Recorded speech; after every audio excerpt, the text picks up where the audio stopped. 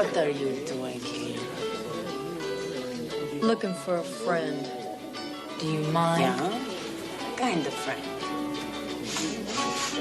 Kind of friend, maybe? Maybe. Do you know where I can get some? You calling us drug dealers? Is that what you're calling me? No. I'm calling you a midget donkey fucker. You want to do something about it?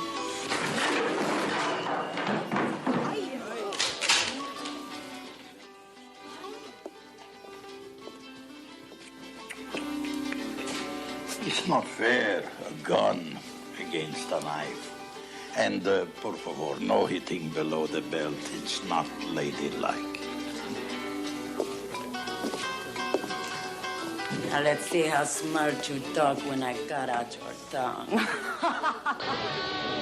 Praise the Lord for bringing us this generous bounty. Just give me all the bacon and eggs you have. Wait. I worry what you just heard was, give me a lot of bacon and eggs. What I said was, give me all the bacon and eggs you have. Living flesh. I guess that's about 50 cents a meal, huh? Frighten me. Back on the menu. I sure am hungry. Each word I say, farther into a radical hypno high. No secret, Mr. Meat. Don't skip on the meat. I'd buy that for $1. No time for me, please. I'm trying to come back. Oh, look at me! I'm another thing! Seem easily upset. I'm so fucking hungry, Bill. I'm so hungry. I never knew anyone could be so hungry. What about that time I found you naked with that bowl of jello?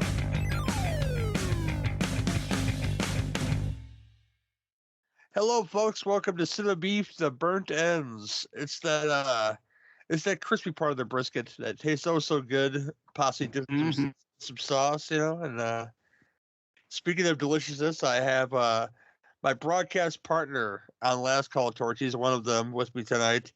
The great Cameron Scott is here. How you doing, sir? I'm doing great. Ready to talk some Fred Olen Ray, man. I love this guy. Yeah. I forgot what we were doing because we've been a while since we did this. We meant to put more of these out, and that's my fault for not saying, "Hey, Cameron, you want to do some more of these?" So if you can recall, the last one that we were going to do, we'll do it after these two jams. But we figure we kick it off proper back again and do some Fred Olen Ray jams tonight. One, then probably Sunday night another one behind the scenes stuff. This is Commando Squad from 1987, and here's the trailer. It was the perfect setup to infiltrate a drug operation from the inside. But suddenly, something went terribly wrong. We sent 20 of our best agents down there to bust up that little paradise. 7 of them are missing in action. They mailed the rest of them to us in very small pieces. I'll send you a postcard. How are you going to handle it? Like I always do. Organized chaos. She's his only hope for survival and the last stand for justice. She's coming, and you can't stop her. She's afraid of me. I'm not afraid of her. If you're dealing with the underworld, the game can get dirty. This place has got to burn. But when you call in this dynamic duo, the game will change, and the war will just begin. Because they're the army that's going to blow this battle wide open. Copla's Brian Thompson, and Playmate of the Year, Kathy Showers. Together, they're the toughest team in town, rewriting the book on law and order. Sometimes it's not how you play the game, it's how you win. And if you want to win, call in Commando Squad. Commando Squad. Your cheap plot synopsis is: an American narcotics agent takes her squad to Mexico, where she wants to break up a drug smuggling gang that has also kidnapped her boyfriend. That is a shitty plot synopsis for this movie. We'll talk. That's lazy writing right there. That's lazy writing. It's not her boyfriend for one thing. We'll talk about that though. That's yeah. Yeah, there's an inconsistency in that. This is directed by Fred Olen Ray, written by Michael Saunier. I have to see what his credits are real fast because I'm curious. This is good, but it's kind of cheap at the same time. So we're gonna look right now and see what he wrote. Known for the voice. I think he's also known as Dookie Flyswatter, right? Oh, that's him. Okay. Yeah, same guy. Yeah, I'm pretty sure. I was gonna make that joke in Cyclone that if it's a freaking Dookie Flyswatter joint, it's obviously this or a freaking David Dakota movie, but it is directed by the one and only Dookie Flyswatter, or written by. I mean, did not know that was his real name. I just always call him Dookie Flyswatter. This stars Kathy Shower as Kat Withers. Now she's in a bunch of films like this, and a bunch of Skinamax shit that you may have seen late night, possibly pulling your pud. I have no idea, but she's in a lot of those kind of movies, and including Irresistible Impulse, Love Street, Fatal Choice. That can go either way. There's more of these. She's in a lot of these, bumping and grinding type movies. The Skinamax era. The Skinamax era. It's a wonderful thing. The legendary Brian Thompson. You know him from Cobra and Fright Night Part 2 and so many things. Mortal Kombat Annihilation, if you're nasty. He's in that as well. The great William Smith, one of the best heavies that have ever heavied, as Morgan Denny. His credits go on and on and on. The exploitation era. I'm not even going to go into it, but we could do a whole fucking series like Last Call of Torchies is on William Smith. That guy's been in everything. I keep waiting for Doug Tilley because they're looking for a new show to do after the Vic Diaz show ended. I'm gonna suggest that to do William Smith movies because there's a lot of good ones out there, and one of which is a favorite. I the Tiger with Gary Busey. Well, William Smith plays the heavy in that movie, and when he plays the big badass bald biker. Yeah, I love that fucking movie. Of course, he's also Conan's daddy. Conan's dad, yeah. The late great. I still miss him every time I walk into a convention. Every time I see a Days of the Dead and he's not there, I get real sad. It's Sid Haig as Iggy, looking like a Mexican street pimp in this movie, and I'm not even mad about it. Okay, Me neither. I hadn't seen this movie, so I'm giving that away here earlier on. When I saw that Sid Haig was in it, I was just like, I'm all in. Oh, it's a sign of quality for sure, man. Yeah. Other folks include Robert Quarry, who you may know as Count Yorga in the Count Yorga movies. Mel Wells as Quintano, Marie Windsor as Casey, Benita Andre as Anita. There's some other folks in here. Russ Tamblyn shows up as Anchor. I've been watching Twin Peaks, so I've been seeing Russ Tamblyn a lot. For the first time ever, I've been watching Twin Peaks. How's that going for you? It's going good. I'll talk about that at another show for sure. Ross Hagen as Cowboy. There's some other folks in here. Michelle Bauer shows up probably in an unannounced boobage moment, I'm sure. Probably random Mexican damsel in distress. I don't even know. But the thing is, I saw her name in the credits, and we just met her like 6 months ago at Cinema Wasteland, and I was just like, oh great, like Michelle Bauer's in this. But I'm like, I could not find her. She must have been like the third, refugee from the left. Could be, yes. Because I watched this twice, and I'm just like, I couldn't fucking tell you if where she was in that movie, man. But yeah, your basic plot is this is the plot of Commando, basically, where they're told their team is dead. She goes to go find one of the members of her team in a Mexican encampment.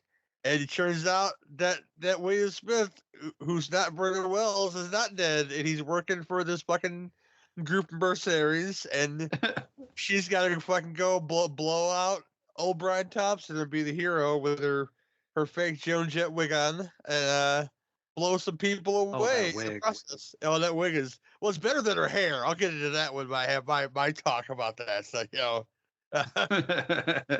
Cameron, first time watcher, you first time watcher me. What'd you think of Commando Squad from 1987? Well, dude, if the listeners at home can't tell from the amount of laughing that we're doing, this movie's a fucking hoot. And by saying that, I'm not saying it's good. It's one of those, and I do believe in this saying. I'm a firm believer in something that's so bad it's good. This movie is pretty self-aware of what it is. It's a spoof of action movies. It's got every trope. It's got the damsel in distress but the damsel is Brian Thompson, so go figure that one out as Clint. He spends more time being captured and running away than he does anything. And that's not a slight to his character or to his acting, because he does great. But this is like movie is like a who's who of like Z grade actors of the 80s. And I say Z grade, I mean that with utmost respect, because I love the Z grade stuff. Robert Corey, William Smith, Sid Haig, Russ Tamblyn, everybody else that's in it. I'm a huge Robert Corey fan, and I've been a fan of his ever since I saw my mother introduced me to the Count Yorga movies when I was a kid. So this movie was just a hoot to watch. Like everybody in it, I'm pointing. I'm like, oh, that's that's Tane McClure. Oh, that's Ross Hagen. Everybody was somebody that I recognized. And the action is good, is really good, is well choreographed. And when I started diving into this, doing kind of a deep dive, I couldn't believe that this movie was filled for $750,000. Now, I don't know if those numbers were fudged up for something, but it has a feel of a much bigger budgeted movie. And I just have an infinite love for movies that are inept, And I have to say that about Fred Olen Ray. A lot of his movies are very much on the fringe, but I love this. I'd say it's a lot like his other 80s actioners like Terminal Force is a little similar to that. It's a little similar to Armed Response, which I've seen several times. So I don't know how this one ever slipped past me. I always was renting movies like this when I was a kid. So I have to thank you for suggesting us to doing this one. I enjoyed it. I enjoyed this film immensely as a first time watch. Yeah, I'm right there with you. It is a tolerable yet inept action film. The plot's real loose. Our lead actress, who was Playmate of the Year 1986, by the way, so she's used to taking her clothes off. We don't see any of that in this movie. I guess Fred Olen Ray found a girl that takes her clothes off, but doesn't take her clothes off in his movie. I guess he did a good job there, I guess. But she's a cop, I guess, is going to go on vacation. But of course, this one job sucks her back in, and it goes on from there. I think it's not his biggest crime, because he takes this Fred Olen Ray takes this actress, this non-actress at this point, she's just a model. It turns into a pretty decent action star for probably one of her first times out in something like this.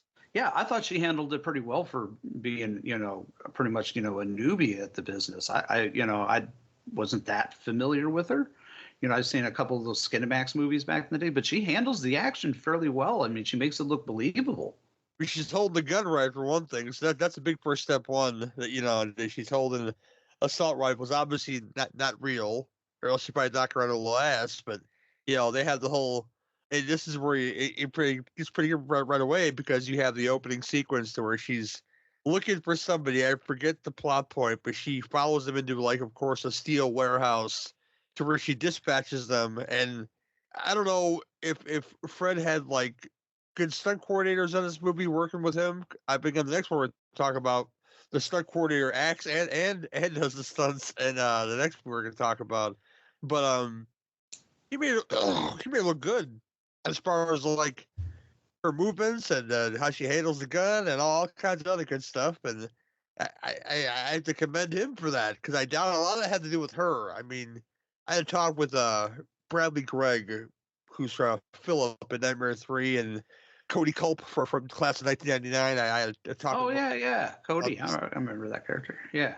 And he was telling me that they had John Wayne's stuntman working on that movie, and this is who in Steve McQueen's stuntman who taught him how to handle the weapon, and that's the big first step for me. Is as long as they know how to handle the weapon, it's a lot of these films can be handled like watching Danny Bonaducci play the bass guitar in the Partridge Family. Like he's not, he's just kind of like rocking it up and down, not really doing anything with it, But yeah, she does it real good in this movie, though, and I have to commend him for that.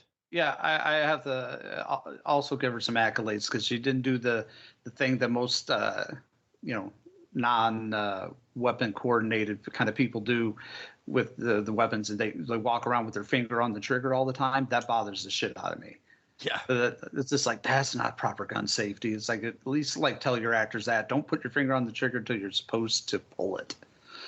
But like one of the bigger mistakes that we talked about her hair earlier, and like the raven wig that she wears in this movie, when she takes it off, she has like this big poodle mess blonde hairdo, and I'm like, yeah, you should have kept the wig on, darling. It kind of takes away the illusion that like you're this Joan Jett badass. Now you look kind of sad a little bit, Oh yeah, that's definitely a Joan Jett wig, man. Yeah, but yeah, I like the whole concept of this. Like she goes to Mexico. She finds her former team member that she thought was dead. He takes her into camp like, I guess you think she has it, but the movie's only about a third of the way in, so of course the double cross happens, and I just love the reverse effect of this movie because Brian Thompson is captured. I mean, they're pulling his teeth out, doing all kinds of nasty shit to him. Oh yeah, they're torturing the shit out of him. Usually in a movie like this, it'd be the other way around. The woman gets kidnapped, and you would think Fredo Ray writes women pretty well, though, I will say, as far as in these kind of movies. But it's a nice change for 87. A lot of these action films are very male driven. To have inexperienced Kathy Shower, kind of show them up a little bit, Yeah, they reverse those roles very well. I never thought about it until like halfway through it. I'm like, yeah, this is like pretty much a role reversal for, I mean, especially that's pretty progressive for 1987, man. Yeah. Plus, of course, you got great heavies. I mean, when Sid Haig comes on screen, he has some great lines in this movie too. And Will Smith, of course, is just a towering, fucking presence. He didn't even gotta say anything. He's like Franco Nero. He ain't gotta say nothing. He just kind of stands there, and the whole thing with them leading up to it, it kind of lulls in the middle a little bit for me. That's my I guess my biggest, bitch about the film. But it does drag in the middle for it because it feels like all of a sudden in the middle they didn't know where they're going to go with it. Yeah, which that's a problem with the writers for me. I mean, it gives a 4.1 on IMDb. That's not really fair to me. I'd say it's closer to a 6 if you ask me. But yeah, I give it a 6, maybe like a 6.5, maybe. I think. But yeah, if a 4.1 you said that was on IMDb. Yeah, that's kind of bullshit because that's lowballing. It does a lot of things for a low budget actioneer directed by Fred Olen Ray. I mean, once you get past all the stuff with they throw a love interest in there, which I think is really stupid with the Hispanic girl. Oh, Anita, yeah. They kind of throw that in there because she's the contact, and it really doesn't go anywhere. But it picks up, in the Great Escape in the end, and I think that it just they were looking for something to fill 85 minutes, and the middle part lacks, but the rest of it rocks. I'd say. Yeah, I mean, it's got a great first half an hour, and then it's got the second half hour kind of like you said, it lulls a little bit, but then like it really picks up in that final third. Yeah. Oh, here's the guy. Oh, that's it. No, that's the wrong guy. Never mind. One thing I liked about this film a lot was, and the next film too, is like the fart rock score that they gave it. Oh yeah, that real weird synth track that it's got. Yeah, the synth mixed with the guitars. It's working for me. It's not like a lot of other films I've seen where they have like fucking like Casio keyboards. We did one a while ago called Wired to Kill. Me and Ricky Morgan did a short time doing crippled theater, and it was just like somebody got a Casio keyboard from fucking Radio Shack and said, "I'm gonna make a music score," and then they put it in the movie, and it was a little jacked up. Yeah, it's a notch above that. It's not much above that, but it's a notch above. I would totally rock this soundtrack if I had it on CD or something. I would fucking rock it. Oh yeah. I think though, I got to say though, when you were mentioning a few minutes ago about Sid Haig chewing up the scenery and having the best lines, I love the line he has in the opening scene with Brian Thompson and Tay McClure when he's just like, where they said something to the effect of like, oh, is this homegrown? And, is this, I don't know anybody that has cocaine, local to the area. He's like, what am I supposed to do, man? Advertise it? Cocaine 5 miles out? Said it only the way that Sid Haig can. Oh yeah. Dressed like a fucking extra from Miami Vice, he was, man. Oh yeah, with the lapels and everything, just looking, he's looking fly. I gotta say, it's like he kept his wardrobe from which Pan Greer was he in? Was he in Coffee? Was that the one he was in? I thought it was Foxy Brown, but it might have been Coffee. One of those. He had a suit just like that. It's almost like he kept his wardrobe and he brought it to set. It's like, this is what I'm gonna wear today. Would you tell that man no? I didn't tell that man no when he used to take my phone and call random people and motherfuck them. I never tell him that no then either. But again, I'm having Sid Haig memories here. They're good memories. I miss that, man. Actually, I looked it up while we were talking. It was Foxy Brown. Okay, I knew it was one of those two. I just couldn't recall. They kind of no. I scrolled even further back. He's in Coffee as well. Oh, so it could have been either one, man. Oh, I wasn't going crazy. Yeah, one of those. He's wearing a suit just like that though, with like the blue lapels and stuff, and yeah, it's like, hey, dude, I got my own wardrobe covered. Goddamn it, Oh my gosh! But yeah, this is a ton of fun. I'm sorry, go ahead, Cameron. I was just gonna say almost the exact same thing. This movie is a shit ton of fun. I mean, it's action packed. It does lull in the middle a little bit, but if you can't get behind William Smith and Sid Haig together as heavies in this, and Brian Thompson, I mean, with everybody that's in it, if you can't get behind this movie, I don't know that we can be friends, man. I would tell somebody that, like, what you didn't find Commando Squad, like I wouldn't say is like, the John Wick of action movies or anything, but it's fucking fun. It's a good way to spend less than 90 minutes.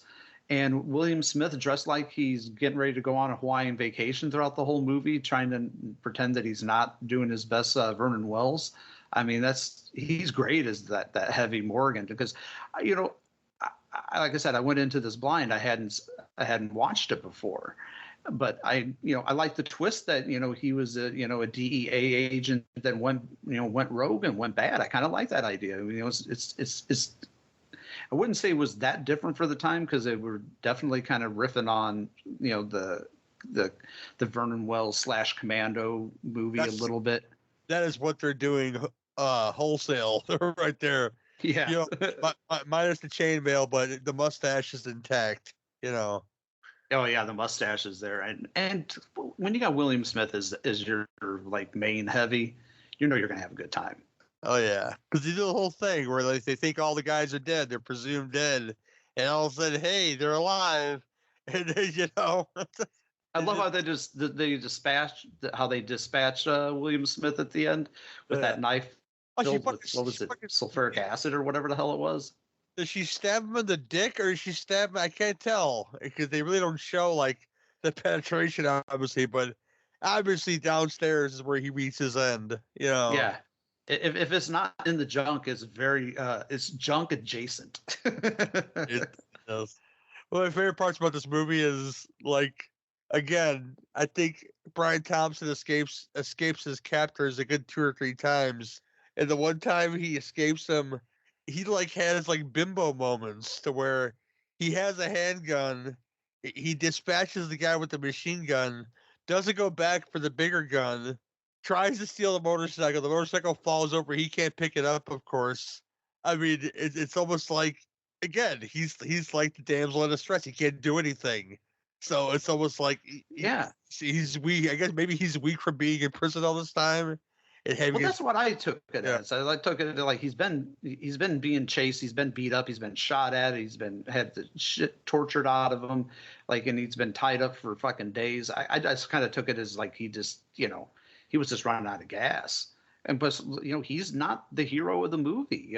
That's Kathy Shower's character, Kat. She's definitely, because he even says, he's like, oh, when he tells when William Smith has that kind of father to son moment, even Brian Thompson even says that. He's like, why are you having this talk with me? He's like, wait a minute. He's like, they sucked cat on you, didn't they? And he just kind of laughs at him. He's like, oh, one of those, like, you were in so much trouble, dude.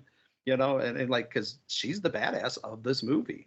Yeah, and that's a nice, it's a nice switch, and it's not something that happened back in these days. So I gotta give him the love he deserves. To Fred and good old Dookie Flyswatter. I would never call him Michael Sonnier. Never.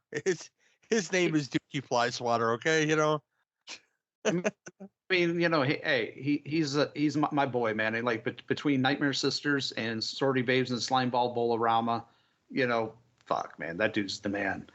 I actually still have a copy of his album on audio cassette, not on CD, not even on vinyl. He had a band called Haunted Garage that I found. Yeah, and it was just a bunch of punk, kind of weird, cramped style punk rock. But if you're so inclined to look it up, you can find some of the songs on YouTube. It's highly worth. They have songs.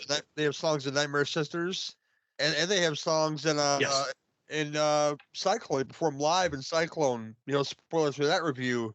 But the band performs live in Cyclone. Oh, nice. Yeah. So I'll be looking forward to that. You get some Haunted Garage action in the next movie for sure. But as far as action, this is a fine action, and you could do a lot worse.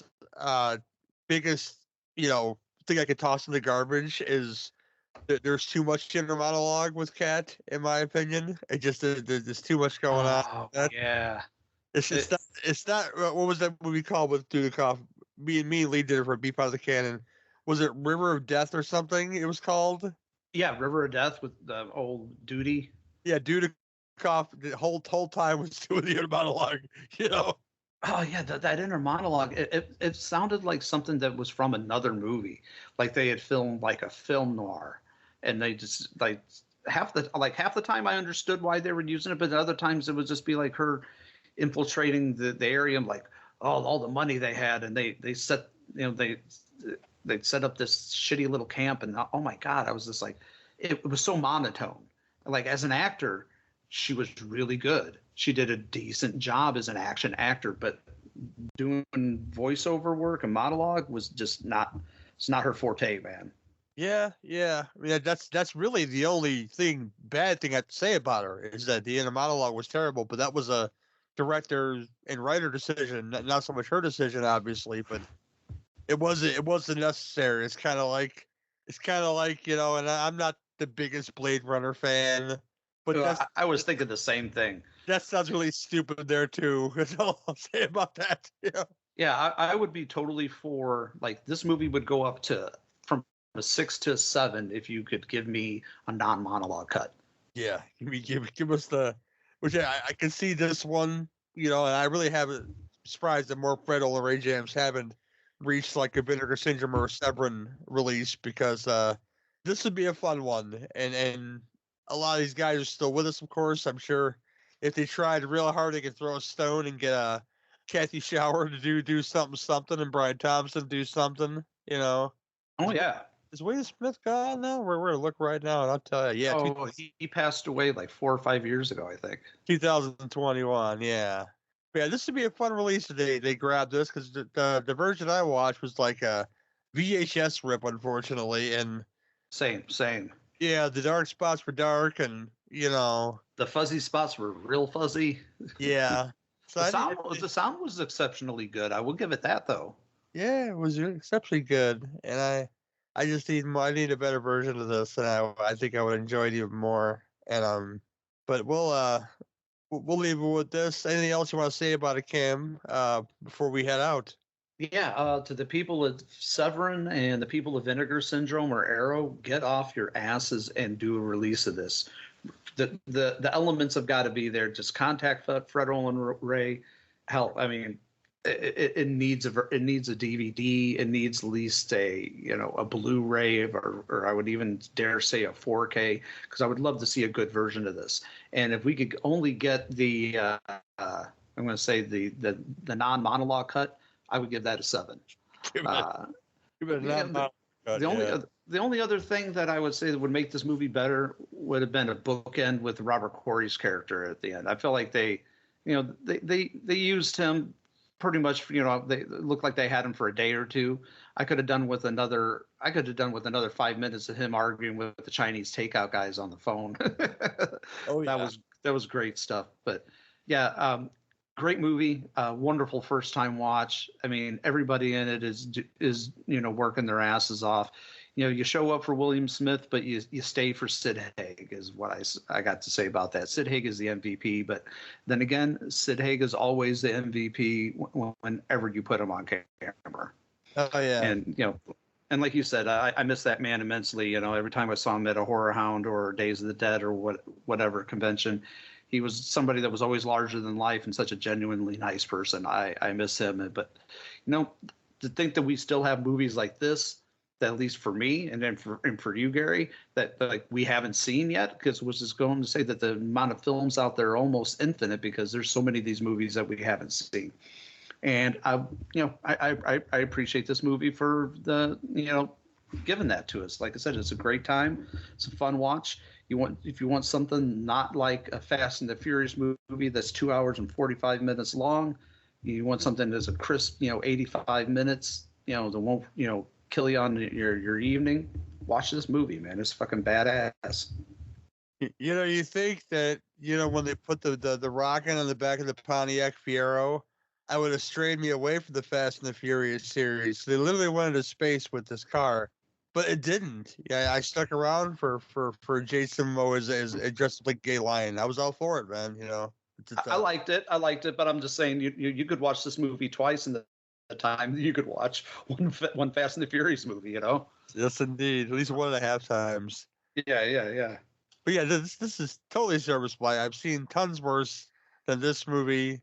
Again, Kathy Shower. She really gets an MVP for a lot of this film because she is inexperienced as an actress and as an action person. But I had to look up the stunt coordinator real fast. I lost the dang thing already as it is. I'm gonna look right now and tell you. Ooh dang. Makeup to pop and sound effects stunts. Stunt coordinator. Oh, it doesn't show it. Oh well. But whoever was that who taught her how to handle stuff and handle herself and the guns and the action made her look really good on screen, not just as a female presence, but as an action presence. And I got to give it its flowers for that, man. It's just fun for that reason that she took on this role, and yeah, because it was supposed to be Sybil Danning, from what I read, and then there was some sort of weird falling out or there's a weird thing that happened between her and Fred Olen Ray. And I like Sybil Danning, but I think Kathy Shower did a fucking great job. I have no problem with her casting in this. I would take either one. But yeah, Aces, man, this is fun.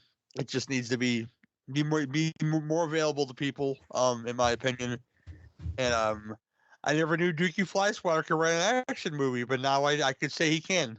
So there's that, And add that to his resume, and also doing the voice of the Imp. And Omar the Swami from the beginning of Nightmare Sisters, and that man's got like the biggest lips on a white man I've ever seen in my life. Bigger than Steven Tyler. Okay, is all I'm saying. But yeah, we'll leave it at that. If you guys got the gumption, go check out Cameron's show, the Cinema Degeneration Podcast. I just listened to a banging episode of the Grindhouse Pizzeria, where he did 1984. That was a fun one. Class of 1984. I'm sorry, but yeah, it's always a good time over on that show. And if you guys are feeling nasty, go subscribe to the Butcher Shop too. If you guys listen here, you guys are subscribed already. And the After Movie Diner with John Cross, You can hear the other half of the In the Prairie Way shows there. Having a good time with him doing those. Talking about one auteur, Michael Pare. But on the next episode of this, we're going to talk about one auteur, Fred Olen Ray, once again. And then we're going to go with Heather Thomas. We're going to go with Martin Landau. We're going to go with, who else is in that fucking movie? Jeffrey Combs, I saw. Jeffrey Combs, he's in that movie for a short time. No spoilers yet. About a supercharged motorcycle that he invents that apparently has lasers and makes girls with big boobs into scientists, apparently, because we'll talk about that later, too. But this is the Actioneer, again, Cyclone, I think from the same year, or right around the same year. But, yeah, it's a lot of fun, and we'll talk about that in the next episode of The Burnt Ends. But this has been Civi Podcast Burnt Ends, where if you got beef, we've got the grinder. Have a good evening. Adios, folks. Yeah, Cyclone is stupid fun.